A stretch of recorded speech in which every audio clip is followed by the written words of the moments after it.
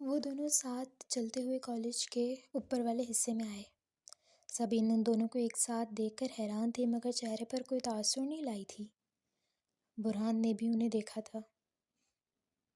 پریشے پہلے کے مقابل ٹھیک لگ رہی تھی۔ وہ اب نہیں رو رہی تھی۔ وہ دونوں کلاس روم میں چلے گئے۔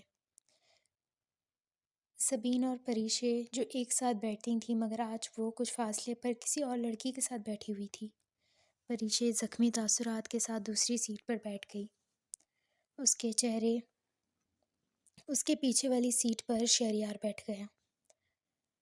ان کا یہ خیال تھا کہ اگر وہ اس کے ساتھ بیٹھتا تو وہ انکمفرٹیبل ہو جاتی، اور وہ اس لیے اس کے پیچھے بیٹھ گیا تھا۔ وہ ویسے بھی پہلے کے 3 پیریڈ مس کر چکی تھی، تو یہ سیکنڈ لاسٹ ہی تھا۔ وہ ابھی اپنی کتاب کھول ہی رہی تھی، سامنے سے برہان کو آتے دیکھا۔ اس کے چہرے پر ایک مسکراہٹ آئی، لیکن اگلے ہی پل برہان کے نظر انداز کرنے پہ وہ مسکراہٹ غائب بھی ہو گئی تھی۔ اسے سمجھ نہیں آ رہا تھا کہ ایسا کیوں ہو رہا ہے۔ اور چلتے چلتے کالج کا وقت مکمل ہوا۔ جب وہ کالج سے نکلی تو برہان کی گاڑی کو وہاں پر نہ پایا۔ اگر آج آپ کا ڈرائیور نہیں آیا تو میں آپ کو چھوڑ دیتا ہوں۔ اسے اپنے پیچھے سے شہریار کی آواز آئی تھی۔ ابھی کچھ دیر پہلے جس شہریار منصور کو اس نے دیکھا تھا، وہ اس شہریار منصور سے نہیں ڈرتی تھی، نہ ہی اسے اس سے خوف آتا تھا۔ اس نے نفی میں سر ہلایا۔ وہ پچھلے 10 منٹ سے ویٹ کر رہی تھی۔ دیکھیں، آپ مجھ پہ بھروسہ کر سکتی ہیں، میں آپ کی حفاظت کروں گا۔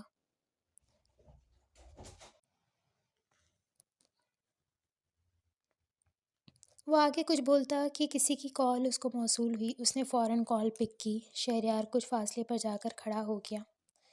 ٹھیک ہے، میں آتی ہوں۔ وہ بس اتنا کہہ کر آگے کی طرف بڑھنے لگی، اور پھر آگے جاتے ہوئے اسے کوئی بات یاد آئی۔ وہ پیچھے کھڑی شہریار کی طرف قدم بڑھانے لگی اور اس کے سامنے کھڑی ہو کر کہنے لگی، تھینک یو، آپ نے مجھ پہ بھروسہ کیا۔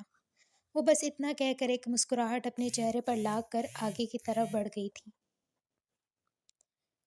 پریشے کے منہ سے اپنے لیے اچھے الفاظ سنتے وہ جیسے کسی خواب کی کیفیت میں تھا۔ وہ کھل کے مسکرایا تھا۔ اس کی مسکراہٹ پر اس کا چھپا ہوا ڈمپل بھی نمایاں ہوا تھا۔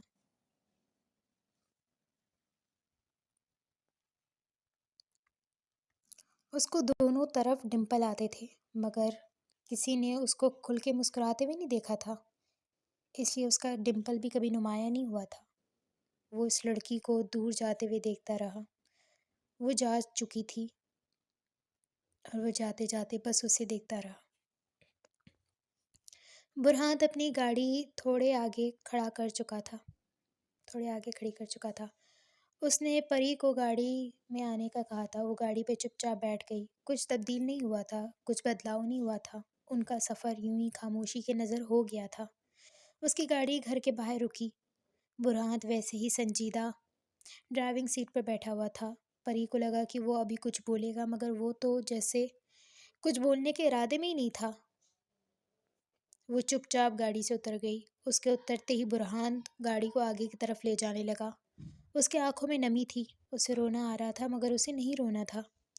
اندر سعدیہ بیگم اپنے معمول کے مطابق سلائی کر رہی تھیں۔ برہان اندر داخل ہوا، ان کو سلام کیا۔ السلام علیکم امی۔ سعدیہ بیگم نے اس کی طرف متوجہ۔ پریشا اندر داخل ہوئی اور سلام کرنے لگی، السلام علیکم امی۔ سعدیہ بیگم نے اس کی طرف نہیں دیکھا، وہ اسے متوجہ نہیں تھی، بس سلام کا جواب دے دیا۔ وہ چپ چاپ آگے جا کر سعدیہ بیگم کے گھٹنوں پر سر رکھ کر لیٹ گئی۔ امی، کیا ہوا ہے؟ یا مجھ سے کوئی غلطی ہو گئی ہے؟ آپ سب لوگ مجھے کیوں نظر انداز کر رہے ہیں؟ کیوں مجھ سے بات نہیں کر رہے؟ آج سبین نے بھی مجھ سے بات نہیں کی، نہ خالہ کر رہی ہیں، اور یہ بھی مجھے صبح سے نظر انداز کر رہے ہیں۔ امی، اگر مجھ سے کوئی غلطی ہو گئی ہے تو آپ مجھے ڈانٹ لیں۔ آپ کو جو کرنا ہے آپ کریں میرے ساتھ، مگر میرے ساتھ یہ نہ کریں۔ میں نہیں رہ پاؤں گی۔ آپ لوگ میری دنیا ہیں، آپ لوگوں کے لیے سب کچھ ہے۔ اگر آپ لوگ مجھے نظر انداز کریں گے تو پریشے نہیں رہ پائے گی۔ پریشے کی آنکھیں نم ہو گئی تھیں۔ سعدیہ بیگم نے کہا، تو بس اتنا ہی کہ کپڑے تبدیل کر کے کھانا میں نے بنا دیا ہے، کھا لو۔ برہان آج باہر سے ہی کھانا کھا کے آئے گا۔ اور میں کھا چکی ہوں۔ پریشے کا آنسو ضائع ہو چکے تھے۔ وہ اپنے آنسو کو بے دردی سے مسلتے ہوئے کمرے میں جا چکی تھی۔ اس نے کھانا بھی نہیں کھایا تھا۔ وہ اپنے کمرے میں بس جا کر بیٹھ گئی تھی۔ آنکھوں سے آنسو بارش کی طرح ٹپ ٹپ برس رہے تھے۔ دوپہر سے شام ہو گئی، شام سے رات ہو گئی، وہ اپنے کمرے سے نہیں نکلی تھی۔ وہ چائے کے لیے بھی باہر نہیں آئی تھی۔ وہ بہت غمزدہ تھی۔ وہ آج خود کو بہت بے بس محسوس کر رہی تھی۔ اور باہر وہ لوگ اپنے تیاریوں میں مصروف تھے۔ ارے لڑکے، میں نے کہا تھا یہاں پہ بلونس لگانے ہیں، سمجھ نہیں آیا تمہیں؟ خالہ سجاد کو جھڑکتے ہوئے کہہ رہی تھی۔ وہ ابھی فاطمہ خالہ کی طرف دیکھ کر بولنا شروع ہوا۔ یہ دیکھیں، میرے 2 ہی ہاتھ ہیں، ابھی یہاں تو لگانے دیں، پھر وہاں لگاؤں گا۔ پتہ نہیں کیا سمجھتی ہیں مجھے۔ تمہارا کچھ زیادہ ہی منہ نہیں چل رہا آج کل، خالہ نے غصے سے بولی۔ اور سجاد منہ میں بڑبڑاتا رہ گیا۔ سعدیہ بیگم بہت افسوس سے صوفے پر ترچھی ہو کر لیٹی ہوئی تھی۔ میرا تو کلیجہ پھٹنے کو آ گیا تھا اسے روتے ہوئے دیکھ کر۔ وہ صبح سے رو رہی ہے، میرا دل چاہ رہا تھا کہ اسے سینے سے لگا کے کہوں کہ جان کچھ نہیں ہوا۔ ہائے، اس کے رونے سے تو مجھے تکلیف ہو رہی ہے۔ ہائے، برا حال تو میرا بھی ہے، مجھے بھی بہت برا لگا۔ خالہ بھی افسوس ظاہر کر رہی تھی۔ سب سے زیادہ برا مجھے لگا ہے، سجاد پیچھے سے بولا تھا۔ وہ جب بھی مجھے کال کرتی تھی میں 1 سیکنڈ ہی لگاتا تھا اٹھانے میں، مگر اس نے مجھے کالیں کی اور میں نے اس کی کال کو نظر انداز کیا اور سخت لہجے میں اس سے بات کی۔ یا اللہ، تو مجھے معاف کر دینا۔ وہ اپنے ہاتھوں کو آسمان کی جانب کرتے ہوئے بول رہا تھا، اور اگر اس چیز کی سزا دینی بھی ہے تو اس آفت کو دینا۔ وہ ہلکی آواز میں خالہ کی طرف اشارے کرتے ہوئے بولا، تو جانتا ہے میرے مالک، میں نے اپنے دل سے یہ نہیں کیا، اس آفت نے کرنے کو کہا تھا۔ یہ تو ویسے بھی جہنم کی ٹکٹ لے کے بیٹھی ہوئی ہے، میرے سارے گناہ بھی اس کے سر پہ ڈال دے، آمین۔ اور جیسے اس کا دل ہلکا ہو گیا تھا، برہان دروازے سے اندر داخل ہوا۔ اس کے ہاتھ میں کیک تھا۔ وہ اندر داخل ہوا اور وہ چاکلیٹ کیک اس نے ٹیبل پہ رکھا۔ پورے صحن کو بلونوں سے سجا دیا گیا تھا۔ سجاد، فاطمہ خالہ، سعدیہ بیگم، سجاد کے والدین سب وہاں پر موجود تھے۔ 12 بجنے میں آدھا گھنٹہ باقی تھا۔ سب تیاریاں ہو چکی تھیں۔ برہان کو یاد تھا کہ جب سجاد نے اس سے اپنی سالگرہ کا بہترین تحفہ پوچھا تو پریشے نے کہا تھا کہ اس کی تو سالگرہ منائی ہی نہیں جاتی، اور اس گھر میں اس کی یہ پہلی سالگرہ تھی۔ وہ اس کو یادگار بنانا چاہتا تھا۔ وہ اس لڑکی کے چہرے پر خوشی لانا چاہتا تھا۔ وہ صبح سے ہی جس طرح اسے نظر انداز کر رہا تھا اسے بہت برا لگ رہا تھا، کیونکہ وہ اس لڑکی کو نظر انداز نہیں کر سکتا تھا، لیکن کچھ پانے کے لیے کچھ کھونا بھی تو پڑتا ہے۔ اس نے شہریار اور پری کو بات کرتے ہوئے سنا تھا۔ اس کے جیسے پورے جسم میں آگ لگ گئی تھی۔ وہ کیسے ضبط کر کے بیٹھا تھا وہیں جانتا تھا، کیونکہ وہ اپنا ضبط توڑ کر پلان کو خراب نہیں کرنا چاہتا تھا۔ اس نے برداشت کیا۔ اس لڑکی کا آنسوؤں سے اسے فرق پڑتا تھا۔ یہ چیز وہ دل سے مان چکا تھا۔ ابھی 12 بجنے میں کچھ وقت باقی تھا۔ سجاد کو کوئی بات یاد آئی۔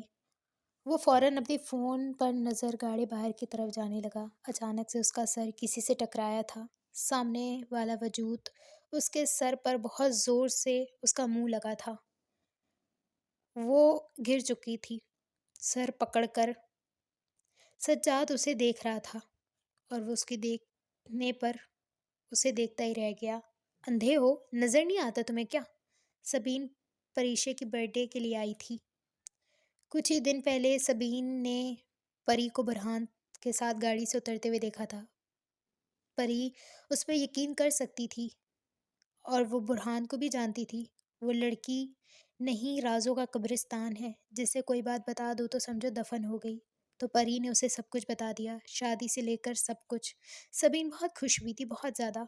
اس سے زیادہ خوش اس بات پہ تھی کہ وہ پری کو اپنی بہن سمجھتی تھی، اور اس حیثیت سے وہ برہان اس کا بہنوئی ہوا اور بہنوئی کے فائدے اٹھانا وہ جانتی تھی۔ اوپر سے وہ ٹیچر نکلا تو پیپر وغیرہ تو تھوڑا تو بتا ہی دے گا برہان بھائی۔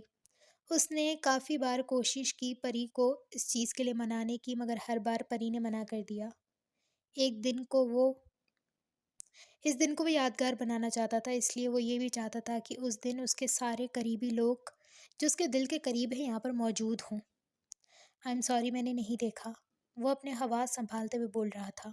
بدتمیز انسان، میرا سر پھاڑ دیا، یا اللہ میرا سر چکرا رہا ہے۔ وہ اپنا سر پکڑتے ہوئے بولتی جا رہی تھی اور سجاد اسے دیکھتا رہا۔ وہ لڑکی ڈانٹتے ہوئے، اس کو جھڑکتے ہوئے بھی کتنی پیاری لگ رہی تھی، مگر سجاد کو کون سی لڑکی بری لگتی تھی؟ یہ بھی حقیقت تھی، مگر ایسی لڑکی کو اس نے پہلی بار دیکھا تھا جو دنیا میں سجاد، یہ پہلی لڑکی تھی جسے دیکھ کر سجاد کی دنیا تھم سی گئی تھی۔ ہاں، وہ الگ بات ہے کہ بیچارے کو ہر طرف سے ناکامی کا سامنا ہوتا تھا۔ آپ میرے سامنے اب میرے سامنے بت بن کے کیوں کھڑے ہو؟ ہٹو میرے سامنے سے اور جانے دو، وہ غصے سے گرائی تھی۔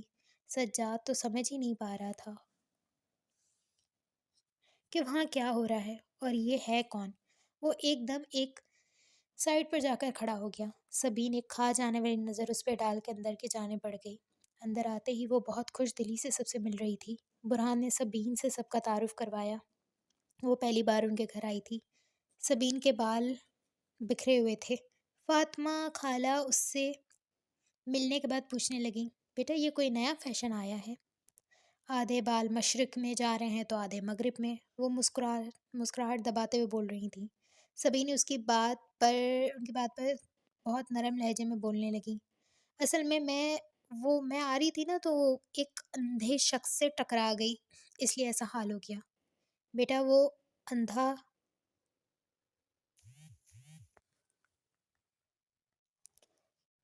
تو تم تو نہیں تھی نا؟ آخر خالہ سے کون باتوں میں جیت سکتا تھا؟ وہ بس مسکرا کے رہ گئی، مگر اندر سے جیسے اسے آگ لگ گئی تھی۔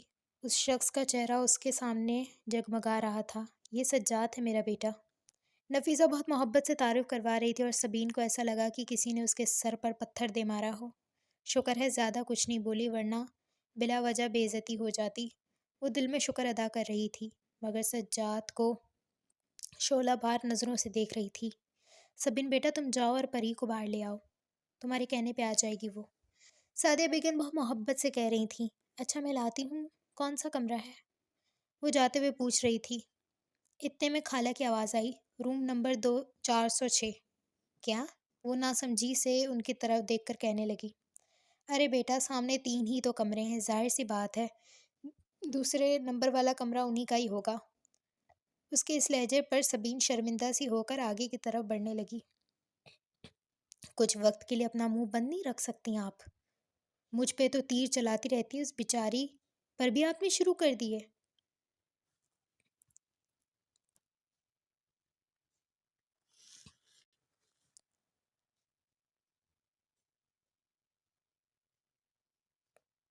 ویسے آپ کو نہ رحم آتا ہے نہ اس نازک سی بیچاری لڑکی کا کوئی خیال؟ ہمارے ساتھ تو کرتی رہتی ہیں، وہ تو نہیں ہے نا؟ سجاد جیسے خالہ پر چڑھ چکا تھا۔ ہماری؟ وہ اپنے ہاتھ تھوڑی کے نیچے دباتے ہوئے اس کے روبرو کھڑی ہو کر سجاد کو دیکھ رہی تھیں۔ او میرے چاند کے ٹکڑے، خود کو دیکھو اور اس کو دیکھو، وہ لڑکی کہاں اور تم کہاں؟ اب تم اگر نہیں چاہتے کہ اس لڑکی کے سامنے تمہیں اور ذلیل ہونا پڑے تو کبھی بھی میرے سامنے مت آنا، آیا سمجھ؟ ورنہ اس لڑکی کے سامنے عزت افزائی کر دوں گی۔ اور بڑا آیا مجھے سمجھانے والا۔ وہ جیسے ناک سے مکھی اڑاتے ہوئے آگے کی طرف بڑھنے لگی۔ انشاءاللہ ایک دن اس آفت سے پیچھا چھڑوا لوں گا۔ دروازے پہ دستک ہوئی۔ پریشے بیڈ پر لپٹی ہوئی آنکھوں سے آنسو بہا رہی تھی۔ دروازے کی دستک پر اچانک سے سیدھی ہوئی۔ سامنے سبین کھڑی تھی۔ پری کو سمجھ نہیں آیا کہ اس وقت وہ یہاں کیا کر رہی تھی۔ وہ اٹھ کر اس کی طرف گئی۔ سب خیریت ہے؟ تم اس وقت یہاں کیا کر رہی ہو؟ سب ٹھیک تو ہے نا؟ او میری بھولی بانو، بتاتی ہوں، جاؤ اور جلدی سے تیار ہو کے باہر آؤ۔ بلکہ رکو، میں تمہیں خود تیار کروں گی۔ وہ پریشے کے مقابل کھڑی ہو کر بول رہی تھی۔ باہر کیوں جانا ہے اور باہر کیا مطلب؟ وہ کچھ سمجھ نہیں پا رہی تھی۔ میں تمہیں سب بتا دوں گی، پہلے جاؤ اور کپڑے پہن کر آؤ۔ اس نے پری کو ایک خوبصورت سا لائٹ کلر کا جوڑا دیا جو برہان خاص طور پر پریشے کے لیے لایا تھا۔ برہان نے بھی آج ویسا ہی کلر پہنا ہوا تھا اور وہ دونوں ساتھ میں ایک جیسے بہت پیارے لگ رہے تھے، اور وہ اس کلر میں بے حد ہینڈسم لگ رہا تھا۔ پری کو سمجھ نہیں آ رہا تھا کہ کیا ہو رہا ہے۔ سبین نے ایک نظر گھڑی کی طرف دیکھا جو 12 بجنے میں 10 منٹ بتا رہی تھی۔ اس نے پری کو زبردستی واش روم کی طرف کھینچا اور کہا کہ جلدی سے آ جاؤ۔ ارے جلدی کر دو۔ پری کپڑے تبدیل کر کے آئی تو تقریباً 5 منٹ بعد وہ باہر آ چکی تھی۔ وہ اسی جوڑے میں بے حد خوبصورت لگ رہی تھی۔ اس کے برابر آتے ہی سبین جلدی سے اس کا ہاتھ آگے کی طرف کر کے سامنے شیشے پر اس کو کھڑا کر کے اس کے بال کھول رہی تھی۔ ارے بال کھولتے تم پیاری لگتی ہو۔ اس نے اس کے بال آگے کھولے، اسے میک اپ کیا۔ وہ میک اپ نہیں کرنا چاہتی تھی مگر اس نے آج زبردستی کیا۔ ہاتھ میں چوڑیاں، پیروں میں ہیل پہنے وہ بے حد حسین لگ رہی تھی۔ ہاتھوں میں انگوٹھیاں تھیں، گلے میں چین۔ وہ آج واقعی میں کوئی افسرہ لگ رہی تھی۔ سبین نے وقت کو دیکھا تو بس ابھی 12 بجنے ہی والے تھے۔ اس نے پری کی آنکھوں پہ پٹی باندھی۔ کیا کر رہی ہو سبین؟ یہ کیا ہو رہا ہے؟ مجھے کچھ صحیح نہیں لگ رہا، وہ بے بسی سے پوچھ رہی تھی۔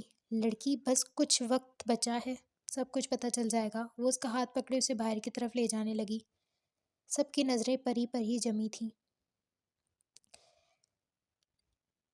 صحن لائٹوں سے پورا بھرا ہوا تھا۔ پری جلدی سے کسی چیز سے ٹکرائی تھی اور اس وقت برہان نے اس کا ہاتھ تھام لیا تھا۔ اس کا فراک بہت بڑا تھا جو پھنس گیا تھا اور وہ گرنے والی تھی کہ اس نے اس کو تھام لیا۔ پری کو محسوس ہوا کہ وہ برہان ہے، کیونکہ پریشے صدیق صرف برہان احمد کو ہی محسوس کرتی تھی۔ اس کے چہرے پر مدھم سے مسکراہٹ آئی تھی، لیکن اسے سمجھ نہیں آ رہا تھا کہ کیا ہو رہا ہے۔ ابھی تھوڑی ہی آگے چل گئی تو برہان نے اس کی پٹی ہٹائی۔ ہر طرف اندھیرا تھا اور جیسے ہی گھڑی نے 12 بجائے، ایک دم ہر جانب چراغا ہو گیا۔ Happy birthday Parishay. ہر طرف صرف یہی آوازیں آ رہی تھیں۔ یکدم ہر طرف شور مچنا شروع ہوا۔ کچھ دیر پہلے جہاں پر سناٹا تھا اب وہاں پر شور نے جگہ لے لی تھی۔ میری جان، مجھے معاف کر دینا، میں تمہیں صبح سے نظر انداز کر رہی ہوں، مگر یہ سب ہم نے تمہارے لیے کیا ہے تاکہ ہم تمہیں سرپرائز دے سکیں۔ سعدیہ بیگم آگے بڑھ کر اس کا ماتھا چوم کر بول رہی تھیں۔ اگلے ہی لمحے سعدیہ بیگم نے سونے کا کڑا اٹھا کر پریشے کے ہاتھ میں پہنایا۔ امی مجھے نہیں۔ ارے کچھ نہیں سنوں گی میں، جلدی سے یہ پہنو۔ وہ اسے ڈانٹ نہیں رہی تھی بلکہ محبت سے کہہ رہی تھی۔ خالہ بھی آگے بڑھی اور پریشے کے ہاتھ میں ایک باکس دینے لگی۔ پریشے کو سمجھ نہیں آ رہا تھا کہ اس باکس میں کیا ہے۔ جب پریشے نے وہ باکس کھولا تو اس میں لاکٹ تھا، جسے دیکھ کر پریشے جو سونے کا تھا اور انتہائی خوبصورت تھا۔ جیسے پریشے نے اس کو دیکھا وہ حیران رہ گئی۔ سجاد کا تو منہ کھلا کا کھلا رہ گیا اور پھر اپنی ماں کے قریب کان میں سرگوشی کرنے لگا۔ امی میں نہیں کہتا تھا یہ آفت بہت کچھ چھپا کے بیٹھی ہوئی ہے، دیکھیں نا کتنی ساری چیزیں چھپا کے بیٹھی ہوئی ہے۔ انکل کے مرنے کے بعد ساری چیزیں زبردستی ہتھوائی ہوں گی اس نے۔ ویسے بھی ساری جائیداد تو اپنے نام کروا چکی ہے، پتہ نہیں اور کیا کیا چاہیے۔ میں تو کہتا ہوں بلاؤ پولیس کو اور جیل میں ڈالو اس کو۔ مجھے تو لگتا ہے شوہر کو بھی جائیداد کے چکر میں اسی نے ہی مارا ہے۔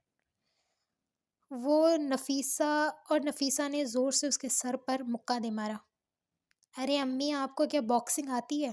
تم جیسا بیٹا ہو نا تو بندہ سیکھ ہی لیتا ہے، منہ بند رکھو اپنا، وہ مصنوعی خفگی سے کہہ رہی تھی اور وہ منہ بناتے ہوئے چپ ہو گیا۔ اور پھر اگلے ہی لمحے سبین کو دیکھ کر اس کا موڈ ٹھیک ہو گیا۔ وہ جو منہ بگاڑ کے بیٹھا تھا، سبین کو دیکھ کر اس کا چہرہ کھل اٹھا تھا۔ ہاں یہ لڑکی کیا چیز ہے، یہ پہلی بار دیکھ رہا ہوں، مگر اس جیسی لڑکی پوری زندگی میں کبھی نہیں دیکھی میں نے۔ اس نے اپنے دل سے اقرار کیا تھا۔ نفیسہ، سجاد کے والد، سبین، سب نے تحفے دے چکے تھے، اب بس کیک کٹنا باقی تھا۔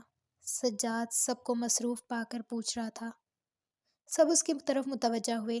نہیں، یہ کیک تو ہم لوگ دیکھنے کے لیے لائے ہیں نا، کاٹنا تو ہے ہی نہیں ہم لوگوں نے۔ اس کے لہجے میں طنز تھا۔ یکدم سب کی نظریں کیک پر گئیں۔ پریشے نے کیک کاٹا۔ سبین اس سے کہہ رہی تھی کوئی وش مانگو۔ اس نے جب مانگا، اس کے بعد جب چھری پر ہاتھ رکھا تو خالہ نے برہان کا ہاتھ بھی اس کے ہاتھ پر رکھ دیا۔ اب کاٹو۔ سب کے چہروں پر مسکراہٹ آئی تھی یہ منظر دیکھ کر۔ پریشے گڑبڑائی تھی مگر دل میں جیسے خوشی بھی ہو رہی تھی۔ برہان کے تاثرات نارمل تھے۔ اس نے کیک کاٹا۔ پری سب سے پہلے سعدیہ بیگم کو کھلانے لگی تو انہوں نے اس کا ہاتھ برہان کی طرف کیا۔ بیوی کا سب سے پہلے حق شوہر پر ہوتا ہے، اس کے بعد دوسروں کو کھلانا، وہ کہہ رہی تھیں، اور پریشے نے ایک دم اپنا ہاتھ برہان کے سامنے کیا۔ برہان نے اس کے ہاتھ پر اپنی چند انگلیاں رکھیں اور کیک کھایا، اور تھوڑا سا کیک اٹھا کر اس کے منہ میں ڈالنے لگا۔ یہ منظر دیکھ کر سب کے دلوں سے دعا نکلی تھی کہ اللہ ان دونوں کی محبت کو ایسے ہی سلامت رکھے، مگر انجام کا تو کسی کو کوئی علم ہی نہیں تھا۔ وہ سب لوگ کیک کھا چکے تھے۔ سعدیہ بیگم نے اور بھی چیزوں کا اہتمام کیا تھا۔ رات کا 1 بجنے کو آیا تھا۔ سبین کو گھر جانا تھا لیکن اس کا ڈرائیور لیٹ ہو گیا تھا۔ میں تمہیں چھوڑ دیتا ہوں، برہان سبین کو کہہ رہا تھا۔ ارے نہیں بھائی، میرا ڈرائیور آ جائے گا، آپ تکلف نہ کریں، میں چلی جاؤں گی۔ وہ کالج میں اسے سر کہتی تھی مگر کالج کے بعد اس کو بھائی کہتی تھی۔ اتنی رات میں اکیلے جانا سیف نہیں ہوگا، میں چھوڑ کے آتا ہوں۔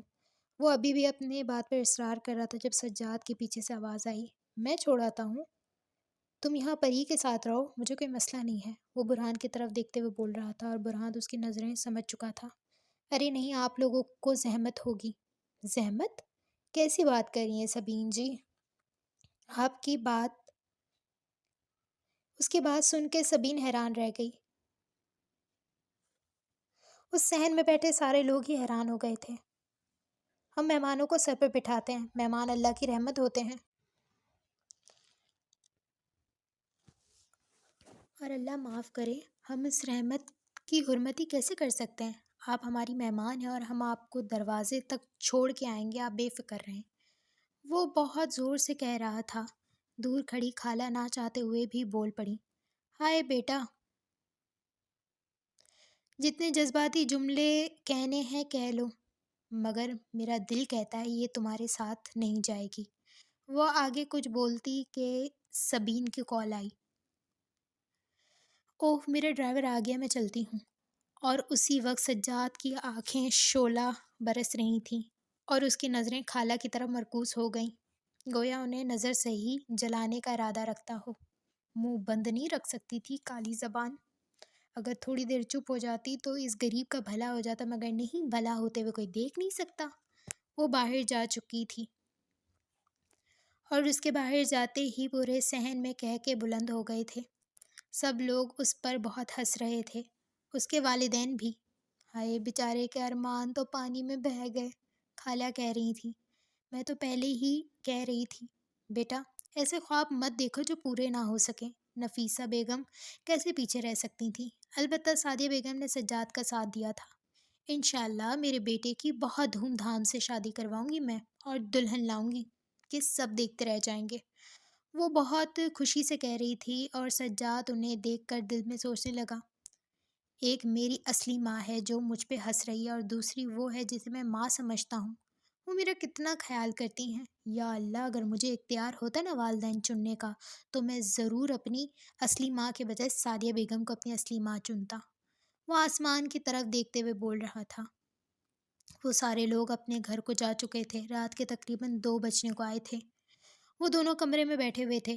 اب پریشے کی باری تھی، اب برہان کی باری تھی پریشے کو تحفہ دینے کی۔ اس نے سب کے سامنے اسے تحفہ نہیں دیا تھا، وہ اسے تنہائی میں دینا چاہتا تھا۔ کچھ پل کے لیے وہاں خاموشی چھائی رہی اور پھر وہ بولنا شروع ہوا۔ تمہیں یہ جوڑا کیسا لگا؟ اچھا ہے، اس نے مختصر سا جواب دیا۔ دیکھو مجھے زیادہ کچھ نہیں پتا ان لڑکیوں کی شاپنگ کے بارے میں، لیکن مجھے تمہارے لیے پسند آیا تو میں لے آیا۔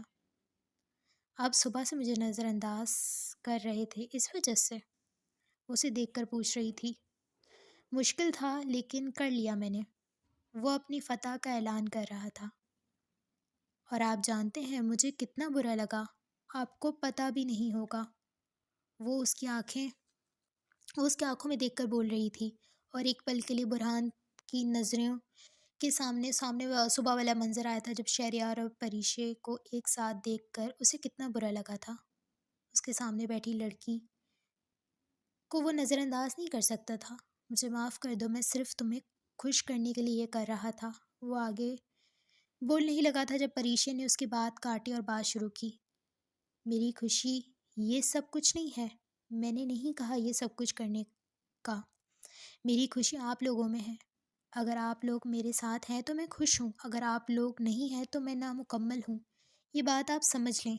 اس کے لہجے میں غصہ، غم کچھ بھی نہیں تھا۔ وہ بہت نرم اور محبت بھرے لہجے میں کہہ رہی تھی۔ برہان نے اپنی جیب سے ایک باکس نکالا اور پری کی طرف بڑھایا۔ اس میں انگوٹھی تھی، مگر اس میں ہیرا لگا ہوا تھا، وہ چمک رہا تھا۔ کچھ پل پریشے اسے دیکھتی رہی۔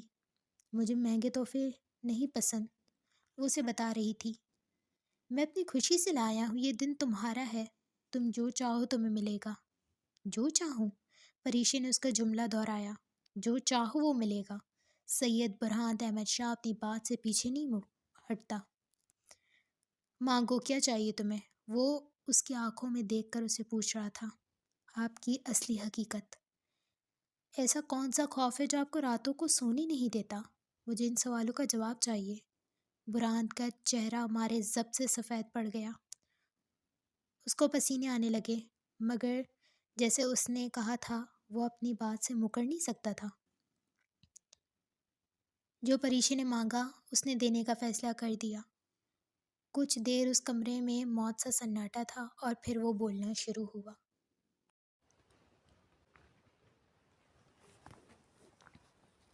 آسمان پر وہیں اندھیرا چھایا ہوا تھا، ایک خوفناک سناٹا۔ آسمان، تارے سب ان دونوں کی باتیں سن رہے تھے۔ آج کچھ رازوں سے پردہ اٹھنا تھا تو کچھ پر پردہ رہنا تھا۔ نہ جانے کس کے ساتھ کیا ہونا تھا۔ میں گھر پہ تھا جب مجھے کورٹ لے جایا گیا۔ میں اپنے بابا کو دیکھ کر ان سے لپٹ کے بہت رویا۔ بابا، آپ جانتے ہیں میں نے آپ کو بہت مس کیا۔ آپ اب مجھے چھوڑ کے کہیں مت جائیے گا، نہیں جائیں گے نا؟ برہان ان سے لپٹ کر پوچھ رہا تھا۔ احمد شاہ کا دل بھر آیا۔ وہ اپنی جان کے ٹکڑے کو اس قدر تکلیف میں دیکھ کر خود بھی تکلیف میں آ گئے تھے۔ برہان روتا جا رہا تھا۔ احمد شاہ گھٹنوں کے بل زمین پر بیٹھ گئے۔ سونیا، سعدیہ بیگم اور نیازی صاحب سب ان کو دیکھ رہے تھے۔ میرا بیٹا، ٹیچر آپ کا جب ٹیسٹ لیتی ہے تو وہ کیوں لیتی ہے؟ وہ یہ دیکھنا چاہتی ہے کہ آپ کو یاد ہے یا نہیں، آپ کو پیپرز میں اچھے نمبر آئیں، اس لیے وہ آپ کا ٹیسٹ لیتی ہے۔ ویسے ہی اللہ بھی ہمارے قریبی لوگوں کا ٹیسٹ لیتا ہے۔ اللہ بھی اپنے قریبی لوگوں کا ٹیسٹ لیتا ہے۔ اگر ہم بے صبری کریں گے، روئیں گے اور ان کی بات نہیں مانیں گے تو ہم فیل ہو جائیں گے نا۔ برہان انہیں نم آنکھوں سے سن رہا تھا۔ البتہ سعدیہ بیگم کے گلے میں آنسوؤں کا گولا اٹکا ہوا تھا۔ اور پھر ہمیں اللہ کے سامنے کتنی شرمندگی ہوگی۔ تو آپ بابا، آپ کے اللہ پاک کیا آپ سے ٹیسٹ لے رہے ہیں؟ اور آپ پاس ہوئے یا فیل؟ برہان معصومانہ انداز میں سوال کیا تھا۔ احمد شاہ نے اس کے دونوں ہاتھ پکڑ کے اسے اپنے قریب کیا۔ ٹیسٹ کا رزلٹ ہر ٹائم کے بعد پتہ چلتا ہے، جب اس کا ٹائم ہوتا ہے ہمیں بھی بہت جلد پتہ چل جائے گا۔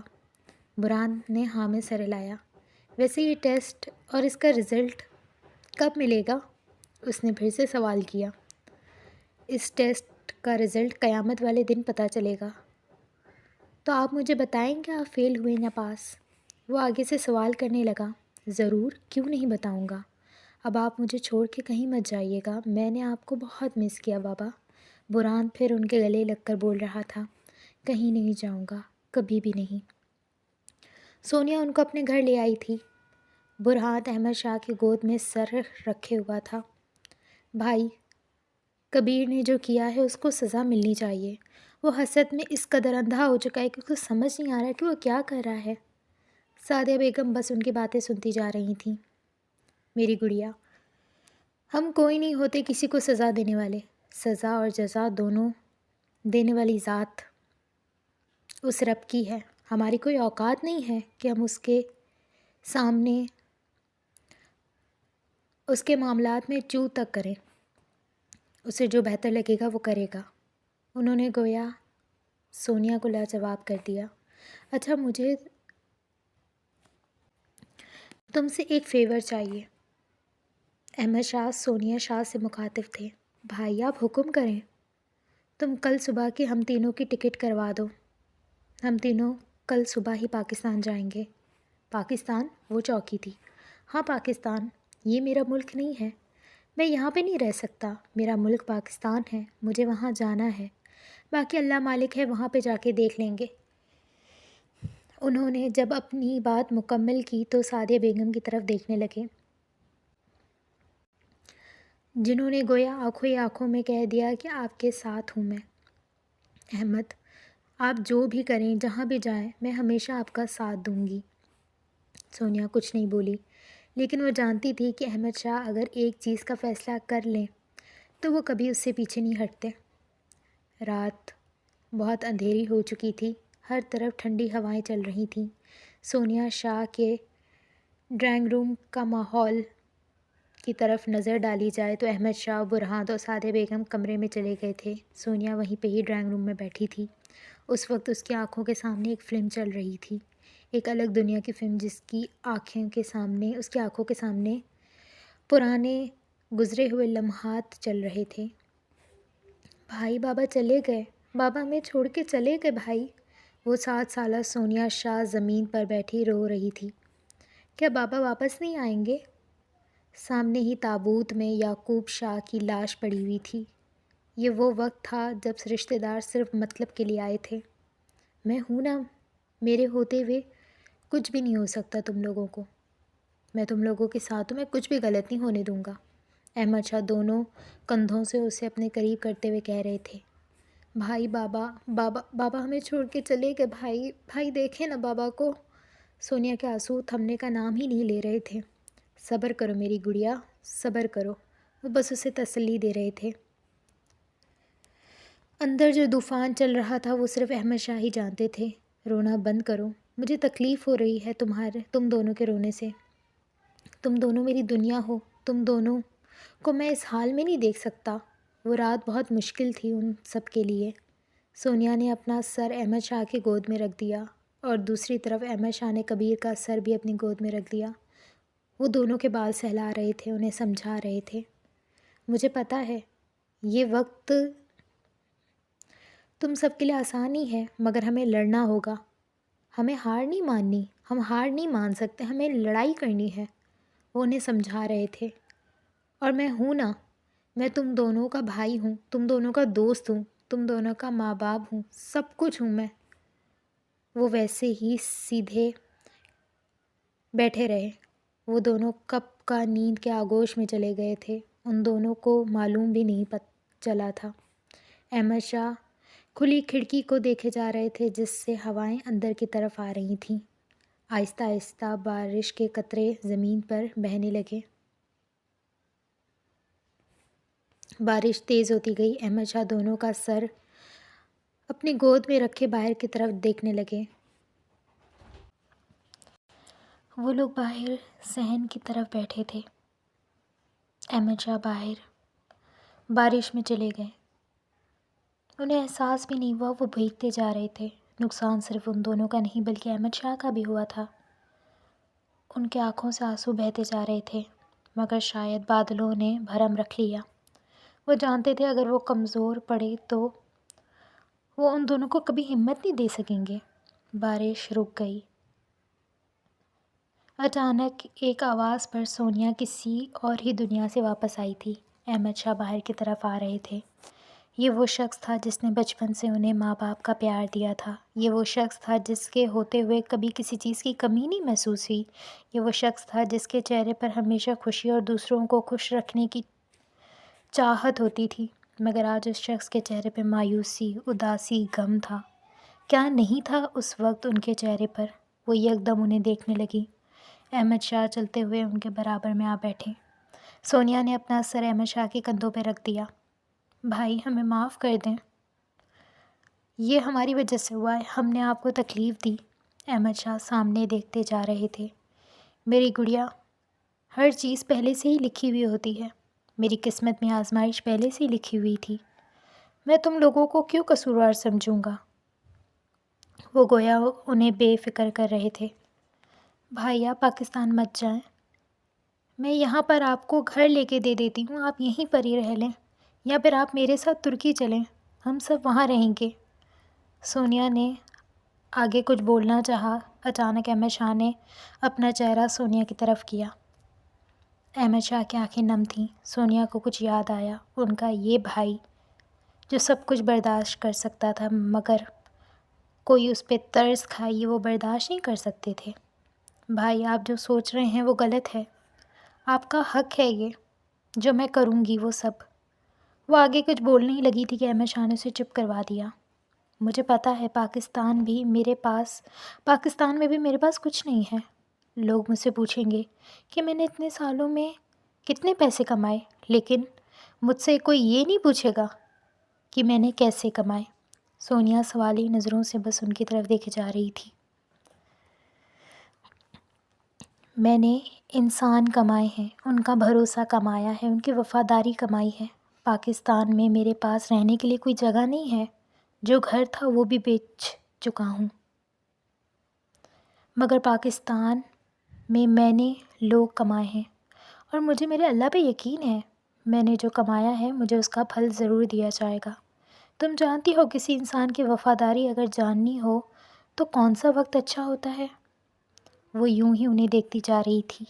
مشکل کا وقت، اس وقت میں آپ کو سب کی حقیقت اللہ دکھا دیتا ہے، کون آپ کے ساتھ سچا ہے اور کون نہیں۔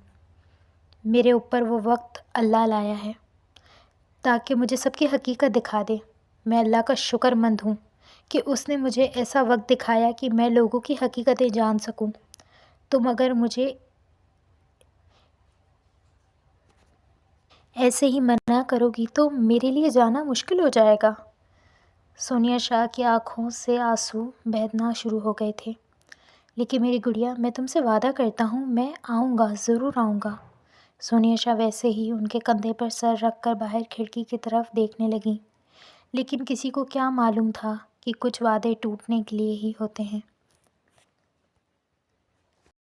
اگلی صبح غم لے کر اس محل نما گھر پر طاری ہوئی تھی۔ سورج آسمان پر آب و تاب سے چمک رہا تھا۔ وہ صبح سب کے لیے مشکل تھی۔ وہ صبح جدائیوں کی صبح تھی، اپنوں سے بچھڑنے کی صبح تھی، اور سب کو الوداع کرنے کی صبح تھی۔ سونیا ڈائننگ ٹیبل پر سب کا انتظار کر رہی تھی۔ سعدیہ بیگم، احمد شاہ، برہان سب اپنا بیگ پیک کر کے گاڑی میں رکھ چکے تھے۔ بھائی ناشتہ کر لیں، وہ ناشتے کے لیے کہہ رہی تھی۔ احمد شاہ نے ایک محبت بھری نظر سونیا کو دیکھا۔ بھائی میں آپ کی بات کا احترام کر رہی ہوں تو آپ بھی کریں۔ میں چاہتی ہوں آپ کے جانے سے پہلے آپ کے ساتھ بیٹھ کر میں ناشتہ کروں۔ میں چاہتی ہوں جیسے آپ بچپن میں اپنے ہاتھوں سے مجھے کھانا کھلایا کرتے تھے، آج ویسے ہی کھلائیں۔ ان کی آنکھیں نم تھیں، ان کے چہرے پر ایک خوف تھا۔ سونیا کو احمد شاہ کے جانے پر بہت خوف محسوس ہو رہا تھا۔ وہ انہیں روکنا چاہتی تھیں مگر وہ نہیں روک پا رہی تھیں۔ وہ کیسے بتاتی ان کو کہ ان کو یہ محسوس ہو رہا ہے کہ وہ یہ چہرہ آخری بار دیکھ رہی ہیں۔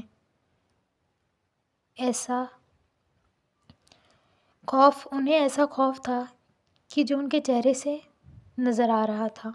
وہ روکنا چاہتی تھی مگر وہ بے بس تھی، وہ نہیں روک پا رہی تھیں۔ وہ ناشتے کے لیے ڈائننگ ٹیبل پر بیٹھ گئے۔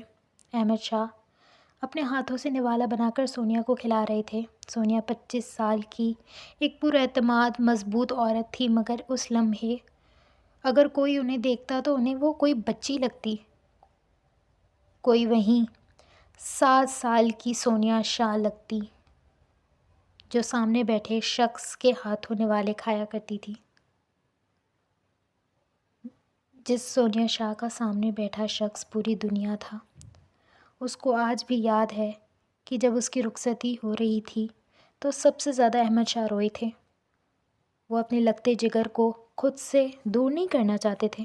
احمد شاہ ہر روز کال کر کے ان سے بات کیا کرتے، حال چال پوچھتے۔ کوئی ایسا لمحہ نہیں ہوتا جس میں سونیا کو یہ محسوس ہوتا کہ کوئی اس کے ساتھ نہیں ہے۔ اسے تو کبھی بھی ماں باپ کی کمی بھی محسوس نہیں ہونے دی۔ سعدیہ بیگم محبت بھری نظروں سے ان دونوں کو دیکھ رہی تھیں۔ ناشتہ ختم ہوا، مطلب وقت ختم ہوا۔ اب تو جدائی کا وقت تھا۔ سب لوگ چلتے ہوئے گاڑی کے قریب آئے۔ سونیا ان کو ایئرپورٹ چھوڑنے کے لیے جا رہی تھی۔ ایک گاڑی میں ان سب کی ضرورت کے سامان رکھ دیے گئے تو دوسری گاڑی میں سعدیہ بیگم، احمد شاہ، سونیا، برہان بیٹھے تھے۔ احمد شاہ گاڑی ڈرائیو کر رہے تھے۔ سونیا نے سعدیہ بیگم کو آگے بیٹھنے کے لیے کہا، مگر سعدیہ بیگم نے منع کر دیا کیونکہ وہ چاہتی تھیں کہ زیادہ سے زیادہ وقت وہ دونوں بہن بھائی ایک دوسرے کے ساتھ گزاریں۔ وہ ویسے ہی گاڑی ڈرائیو کرتے رہے۔ راستہ ختم ہونے کو آیا تھا، منزل ختم ہونے کو آ گئی تھی۔ بے اختیار گاڑی ایئرپورٹ کے سامنے رکی۔ سونیا کی آنکھیں نم تھیں۔ سونیا نے رک کر احمد شاہ کو دیکھا اور پھر برہان کو اپنے سینے سے لگایا۔ مجھ سے وعدہ کرو برہان، تم لوگ دوبارہ مجھ سے ملنے ضرور آؤ گے، اور مجھ سے وعدہ کرو تم ہر وقت اپنے بابا کا خیال رکھو گے۔ وہ احمد شاہ کی طرف دیکھ کر بول رہی تھیں، یاد رکھنا، ان کو ہر وقت یہ چیز یاد دلانا کہ ان کی ایک بہن بھی ہے جو ان سے ملنے کے لیے تڑپ رہی ہے۔ انہیں ان سے ملنے کے لیے ضرور آنا ہے۔ وہ ضرور پر زور دے کے وہ بول رہی تھیں۔ پپو ہم ضرور آئیں گے، برہان نرم لہجے میں کہہ رہا تھا۔ سونیا سعدیہ بیگم کے گلے لگی۔ بھابھی آپ مجھ سے وعدہ کریں، آپ بھائی کے ساتھ کسی صورت نہیں چھوڑیں گی۔ وہ جب بھی کمزور پڑیں گے آپ ان کی ڈھال بنیں گی، وعدہ کریں مجھ سے۔ وہ التجائی انداز میں بول رہی تھی، میری جان میں احمد کے ساتھ ہمیشہ ہوں اور میں کبھی ان کا ساتھ چھوڑنے کا سوچ بھی نہیں سکتی، تم بے فکر رہو۔ ان کی بات پر گویا سونیا کا چہرہ کھل اٹھا۔ سعدیہ بیگم کو سونیا کی باتوں سے اتنا محسوس ہو رہا تھا کہ وہ خوف میں ہے، اور سونیا کو خوف تھا وہ یہ چہرہ کبھی نہیں دیکھ پائے گی۔ شاید یہ چہرہ وہ آخری بار دیکھ رہی ہے۔ یہ شاید ہی تو زندگیوں کو روک دیتا ہے۔ اس چیز کا احساس سونیا شاہ کو آج ہوا تھا۔ وہ احمد شاہ کو گلے لگا کر بہت روئی۔ وہ بس انہیں تسلیاں دے کر آگے کی طرف بڑھنے لگے۔ اللہ کی امان میں، وہ یہ بول کر ان کو جاتے دیکھتی رہی۔ آنسو زور سے آنکھوں سے برس رہے تھے۔ وہ تینوں لوگ چلتے چلتے ان کی آنکھوں سے اوجھل ہو چکے تھے۔ اللہ تمہیں غرق کرے کبیر، خدا کی لعنت ہو تم پر۔ ان کے لب سے جو آخری الفاظ ادا ہوئے تھے وہ یہ تھے۔ کچھ ہی گھنٹوں میں وہ لوگ پاکستان کے شہر کراچی کے ایئرپورٹ پہ پہنچ چکے تھے۔ وہ ایئرپورٹ سے باہر ہی نکلے تھے جب عبداللہ باہر ہی ان کا انتظار کر رہے تھے۔ ان کے ساتھ ان کا 11 سالہ بیٹا سجاد بھی تھا۔ وہ رات ہی اطلاع دے چکے تھے اپنے آنے کی۔ بے اختیار جب عبداللہ کی نظر احمد شاہ پر پڑی تو وہ ان کے قریب آئے۔ احمد شاہ نے انہیں اپنے گلے سے لگایا۔ آنسو آنکھوں سے بہتے جا رہے تھے۔ عبداللہ کی آنکھیں نم ہو گئی تھیں۔ بڑے صاحب، ہم نے کبھی سوچا بھی نہیں تھا کہ یہ وقت کبھی آپ پر بھی آئے گا، یہ وقت کبھی آپ بھی دیکھیں گے۔ وہ اب ان سے جدا ہو کر بول رہے تھے۔ برہان اور سجاد ایک دوسرے سے مل رہے تھے۔ صبر رکھو عبداللہ، اللہ صابروں کے ساتھ ہے۔ انہوں نے بس اتنا ہی جملہ بولا تھا۔ وہ جو اتنا رو رہے تھے ایک دم چپ ہو گئے۔ بڑی بی بی آپ ٹھیک ہیں نا؟ وہ اب سعدیہ بیگم سے مخاطب تھے۔ عبداللہ بھائی ہم بالکل ٹھیک ہیں، اللہ پاک کا شکر ہے، آپ سنائیں، نفیسہ بھابھی کیسی ہیں؟ کیا بتاؤں بی بی، جب سے آپ کا سنا ہے تب سے فکر میں لہو لوہان ہوئی جا رہی ہے۔ اب تو ہم لوگ آ گئے ہیں نا، سب ٹھیک ہو جائے گا، سعدیہ بیگم انتہائی شائستانہ لہجے میں کہہ رہی تھیں۔ سب کو ان کی باتوں پہ یقین آ گیا۔ وہ لوگ اپنے گھر بیچ چکے تھے، مگر پھر بھی کچھ سامان ضرورت کا وہاں پہ موجود تھا جو انہوں نے لینے جانا تھا۔ عبداللہ اپنی دوست کی گاڑی لایا تھے کیونکہ احمد شاہ کی ساری چیزیں ضبط کر لی گئی تھیں۔ وہ انہیں ہرگز ٹیکسی وغیرہ میں نہیں لانا چاہتے تھے۔ وہ لوگ وہاں پر پہنچے تو سامنے کا منظر ہی الگ تھا۔ 13 سے 14 لوگ سوٹ بوٹ پہنے کوئی آفیسر لگ رہے تھے۔ وہاں پر کرسیاں سجائی ہوئی تھی جہاں پر بہت سارے لوگ بیٹھے ہوئے تھے۔ احمد شاہ کو چند منٹ لگے ساری صورتحال سمجھنے میں۔ وہاں پر لیلامی ہو رہی تھی۔ وہ لوگ دروازے پر ہی کھڑے تھے جب ایک آفیسر کی نظر ان پہ پڑی۔ وہ ان کی طرف بڑھے۔ مسٹر احمد شاہ۔ احمد شاہ نے کوئی جواب نہیں دیا۔ آپ یہ گھر ہمیں بیچ چکے ہیں۔ ہم آپ کو ساری رقم ادا کر چکے ہیں۔ آپ کا جو بھی سامان ہے وہ وہاں باہر موجود ہے۔ وہ دروازے کی طرف اشارہ کرتے ہوئے بول رہے تھے۔ وہاں پر 2-3 بیگ پڑے ہوئے تھے۔ ہم نے ان میں ڈال کر یہاں رکھ دیا ہے، آپ لے جا سکتے ہیں۔ باقی باتیں رہیں تو باقی بات رہی لیلامی کی تو یہ اب میرا گھر ہے۔ میں چاہوں اس کو بیچوں، رکھوں یا جو کروں وہ میری مرضی ہے۔ وہ جتاتے ہوئے لہجے میں کہہ رہے تھے۔ احمد شاہ کو اپنا دل ڈوبتا ہوا محسوس ہو رہا تھا۔ وہ اس لیے غمزدہ نہیں تھے کہ یہ محل نما گھر ان سے چھین لیا گیا تھا، بلکہ وہ اس لیے غمزدہ تھے کہ یہ گھر میں ان کی کافی یادیں تھیں۔ ان کا بچپن اس گھر میں گزرا تھا، مگر کہتے ہیں نا، قیمتی چیزیں انسان سے چھین لی جاتی ہیں اور انسان سے قیمتی چیزیں ہی چھین کر آزمائشوں کا ثبوت مانگا جاتا ہے۔ عبداللہ کو بے اختیار غصہ آیا۔ وہ آگے کی طرف بڑھنے ہی لگے تھے کہ احمد شاہ نے انہیں ہاتھ سے روکا اور وہیں کھڑے رہنے کا اشارہ کیا۔ اوکے، تھینک یو، انہوں نے یہی کہا۔ ان کے چند الفاظوں کے پیچھے کتنا دکھ تھا وہ صرف سعدیہ بیگم ہی سمجھ پا رہی تھیں۔ عبداللہ وہ سارا سامان گاڑی میں رکھ چکا تھا۔ بڑے صاحب، بڑی بیوی، آپ لوگ ہمارے گھر چلیں۔ ہمارے گھر کے دروازے ہمیشہ آپ کے لیے کھلے ہیں، وہ منت بھرے لہجے میں کہہ رہے تھے۔ عبداللہ دیکھو، اللہ کی زمین بہت بڑی ہے، اللہ ہمیں بے سہارا نہیں چھوڑے گا۔ آپ ٹھیک کہہ رہے ہیں، اللہ بے سہارا نہیں چھوڑتا، مگر اللہ وسیلہ بناتا ہے۔ شاید اللہ نے مجھے وسیلہ بنایا ہو۔ وہ ان کو منانے کی پوری کوشش کر رہے تھے۔ یہ تو طے تھا کہ وہ انہیں یہاں ایسے تو چھوڑ کے نہیں جا سکتے تھے۔ بابا، مجھے بھوک لگی ہے۔ ان کے عقب سے برہان کی ننھی سی آواز آئی تھی۔ احمد شاہ نے اس کی طرف دیکھا۔ عبداللہ نے بھی پیچھے مڑ کر اس آواز کی سمت دیکھا۔ اپنے لیے نہ صحیح تو برہان بابا کے لیے چلیں۔ احمد، ہم چلتے ہیں۔ سعدیہ بیگم نے بھی ان کے ہاں میں ہاں ملائی تھی۔ ٹھیک ہے، ہم تمہارے گھر چلتے ہیں، مگر ہماری ایک شرط ہے۔ شرط؟ عبداللہ چونکا تھا۔ تم ہم سے کرایہ لوگے، ہم وہاں پر مفت میں نہیں رہیں گے۔ اپنے سارے اخراجات جتنے بھی ہوں گے ہم سب خود اٹھائیں گے اور تم ہم سے کرایہ لوگے۔ منظور ہے تو بتاؤ۔ پہلے تو عبداللہ نے انکار کرنے کا سوچا، مگر سامنے کھڑے اس شخص کو جسے وہ سالوں سے جانتے تھے، ان کو یہ چیز پتہ تھی کہ انکار کرنے کا فائدہ نہیں، ورنہ وہ کبھی ان کے ساتھ نہیں چلیں گے۔ ٹھیک ہے، وہ بس اتنا ہی بولے تھے۔ برہان، تم میرے ساتھ میرے گھر چلو گے؟ وہاں پہ بہت ساری چیزیں ہیں، ہم بہت ساری چیزیں کھائیں گے۔ میں تمہیں اپنے کھلونے بھی دوں گا، بڑا مزہ آئے گا۔ سجاد بہت خوشی سے بتا رہا تھا۔ برہان کے چہرے پر بھی ایک مسکراہٹ آئی تھی، غمزدہ مسکراہٹ۔ وہ 12 سال کا لڑکا جو لوگوں کو بچہ لگتا تھا، مگر ان 12 سال کی عمر میں اس نے کیا کیا دیکھا تھا وہ وہی جانتا تھا۔ گاڑی آگے کی طرف بڑھتی جا رہی تھی۔ احمد شاہ آگے والی سیٹ پہ بیٹھے تھے۔ عبداللہ گاڑی ڈرائیو کر رہا تھا۔ سعدیہ بیگم، سجاد، برہان پیچھے بیٹھے ہوئے تھے۔ ان کے گھر سے سجاد والوں کا گھر کا تھوڑا ہی فاصلہ تھا، تو سعدیہ بیگم درمیان میں بیٹھی ہوئی تھیں۔ ان کے ایک کندھے پر سجاد کا سر تو دوسرے کندھے پر برہان کا سر تھا۔ وہ دونوں کا گال تھپ تھپا رہی تھیں۔ میں نے نفیسہ کو پہلے ہی کہہ دیا تھا، ہم لوگوں نے پورا گھر صاف کر دیا ہے۔ وہ بہت جوش کے ساتھ بتا رہے تھے، مگر احمد شاہ بس باہر کی طرف دیکھتے جا رہے تھے۔ راستہ خاموشی کی نظر ہو گیا، ایسی خاموشی جسے کوئی چاہ کر بھی نہیں توڑ پا رہا تھا۔ گاڑی چلتے ہوئے اپنی منزل کے قریب آئی، منزل بھی وہ جس کا کوئی سوچ بھی نہیں سکتا تھا۔ گاڑی رک چکی تھی۔